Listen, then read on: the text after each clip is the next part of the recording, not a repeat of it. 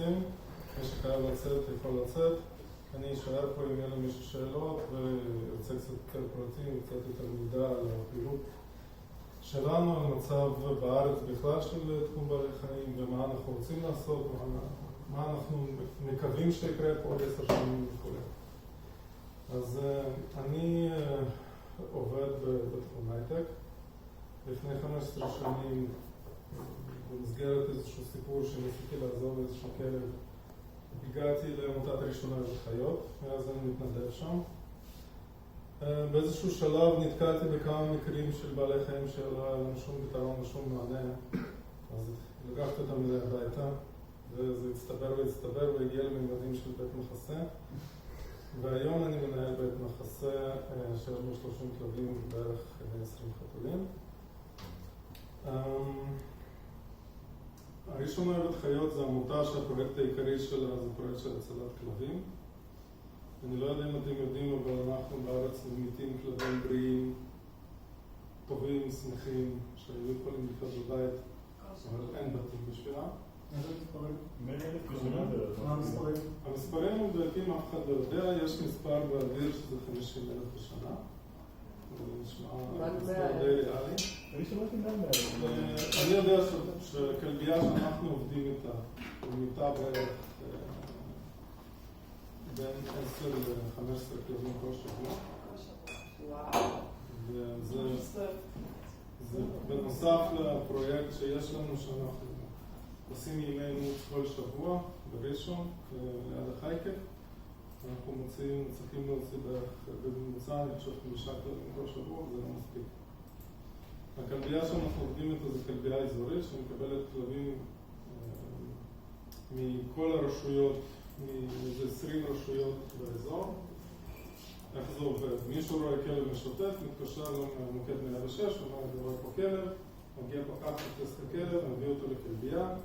יש לפי החוק בישראל 10 ימים לבעלים של הכלב לאתר אותו, במידה ואין לו שבב. אם יש שבב, פונים לבעלים, אם הבעלים רוצים את הכלב, הם לוקחים אותו, אם נמאס להם, אז הם מוותרים. ואז בעצם הכלב הזה הוא לא של אף אחד, ואנחנו מנסים למצוא בבית, ולא מצליחים לכולם. יש כלבים מבוגרים, יש כלבים כל מיני בעיות, אבל גם כלבים צעירים ובריאים שיכולים לצאת לבית לא יוצאים. אז זאת המציאות שלנו. המציאות בנושא של חתולים היא עוד יותר גרועה. אין לנו היום בארץ פתרונות. אם אתם מוצאים איזשהו גור חולה, תקוע, יונק, אז או שאתם לוקחים את זה על עצמכם בהרבה מקרים, משלמים את זה מהכסף שלכם, מאמצים אותו, והוא נשאר אצלכם בבית לעוד 20 שנה, או שהוא הולך לעמותה, ויש קצת באמצע, יש עמותות שכן מנסות, אבל זה טיפה בים. אז המצב הוא לא טוב, מאוד רחוק ממה שהם רוצים לראות פה. המציאות הזאת, המציאות של כלבים, היא לגמרי מוסתרת מעיני הציבור, אנחנו לא חשופים לה. אני נחשפתי אליה במקרה. הייתה איזושהי כלבה שהסתובבה באזור תחנה מרכזית בלוב, בזמן שעשיתי שם מילואים. ראיתי אותה כמה ימים, בסוף היא נעלמה. התחלתי לברר, דיברתי עם שומרים, אמרו כן, תפסו אותה, לקחו אותה לאיזה כלבייה. לא ויתרתי, נסעתי לכלבייה הזאת, הסתכלתי, ומאז כאילו לא יכולתי להירגע איתה. ברגע שהבנתי שיש לזה מקום, אני מאוד אוהב כלבים, ולוקחים את היצורים האלה, מאוד רגישים, שמאוד רוצים להיות איתנו, אוהבים אותנו, שמים אותם באיזה מקום מחפיר, ובסוף משמידים אותם. בעיניי זה פשוט זעזוע שאני לא, עד היום אני לא מצליח להתאושש ממנו. וככה הגעתי לראשונה לחיות, ככה הגעתי לפרויקט אימוץ.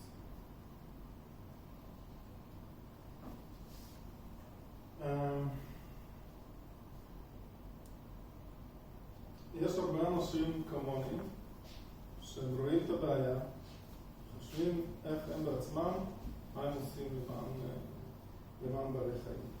יש אנשים שלוקחים עליהם הביתה, יש אנשים שמתנדבים.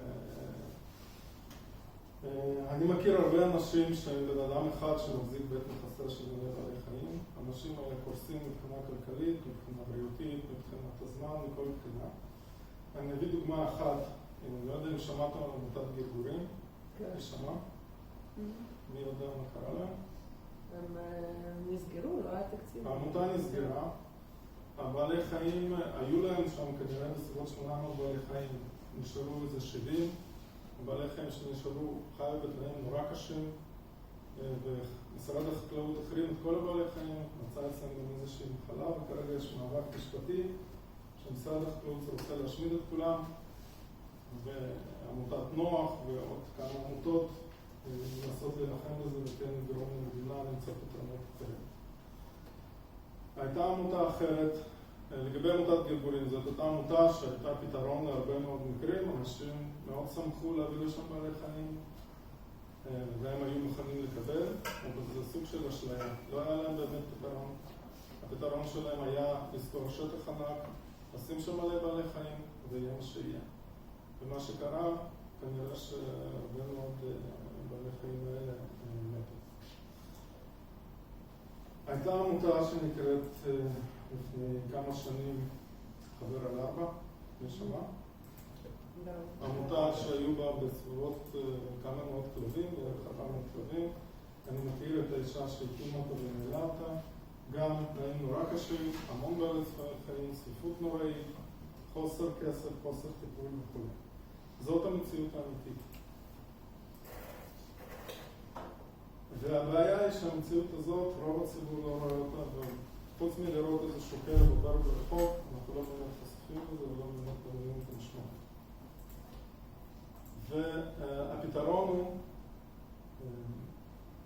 שכמה שיותר אנשים יהיו מעורבים, כמה שיותר אנשים ידעו מה קורה, כמה שיותר אנשים יקחו את החלק שלהם, כל אחד מה שהוא יכול. מה אנחנו יכולים לעשות? אם יש לנו בעל חיים בבית, אנחנו יכולים קודם כל לדאוג שהוא לא יתרבה. לעכב ולסרס, שלא יבואו עוד בעלי חיים לעולם שאין להם בתים ואין להם תרבות.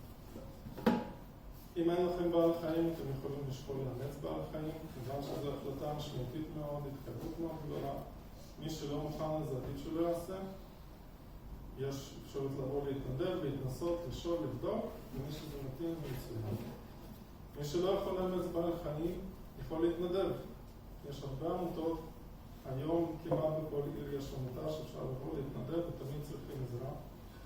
מי שאין לו זמן להתנדב יכול לתרום. הכסף הזה שרון דיבר עליו הוא כסף מאוד משמעותי. אנחנו צברנו, אצלנו בית מחסה צברנו חוב של בערך 30,000 שקל לווטרינריה. אנחנו כרגע עושים ירידים של לנסות לחסות אותו, וגם התרומה שלכם מאוד עוזרת. מי שאין לו אפשרות לתרום, יכול לעקוב, יכול לדעת, יכול להיות מודע למה שקורה, וברגע שהרבה אנשים יודעים, אז מוצאים פתרונות, או שמוצאים דרך חברים, אימוץ לאיזשהו בעל חיים שבדיוק אין לו פתרון, או מוצאים מתנדבים, או מעבירים מידע חשוב מפה לאוזן ומעלים את המודעות של הבעיה. אני חושב שבישראל יש לנו פוטנציאל מאוד גדול להגיע ולהיות חברה מובילה בתחום היחס לבעלי חיים. אני חושב שהיום אנחנו לא מנצלים את הפוטנציאל הזה כמעט בכלל. אנחנו בעמותת הראשונה בחיות פעם ישבנו וחשבנו כמה אנחנו מצליחים לעשות ממה שעמותה בעיר כמו ראשון יכולה לעשות, וזה היה נראה לנו בערך כמו 5%. אנחנו בערך 30 מתנדבים, התקציב השנתי של העמותה שלנו הוא סביב 300,000 שקל בשנה, ואין לנו עובדים בשכר, כל מי שעובד בעמותה הוא מתנדב. עושה את זה מעבר לשעות הפעילות, משפחה, עבודה, לשעות התנאי שלנו. אני רוצה לברך את היוזמה של רון. אני חושב שיש פה כיוון מאוד מאוד מעניין ומאוד מאוד חשוב של להגיע לאנשי הייטק, לאנשים שיש להם את המשאבים ויכולות ויש להם ראש טוב ופתוח. זה אנשים שיודעים להתמודד עם בעיות, ליצור פתרונות יצירתיים וגם ליישם אותם כבר זמן מאוד קצר. וזה אנשים שבעלי חיים מאוד זקוקים להם. אז אני ממליץ לכולם להתעניין